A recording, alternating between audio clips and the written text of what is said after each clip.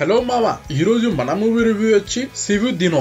ఈ మూవీ ఎలా ఉందో ఈ వీడియోలో చూద్దాం. First of all welcome to ghost critics. సివు దినో ఈ మూవీ చూసాక నా ఎక్స్పీరియన్స్ అయితే ఓకే మామ, ఒక్కసారి చూడవచ్చు. ఇది ఒక ఇండోనేషియన్ హారర్ మూవీ మామ. అంటే ఈ మూవీ మనకి అమెజాన్ ప్రైమ్ లో స్ట్రీమ్ అవుతుంది, only in Indonesian language with English sub titles.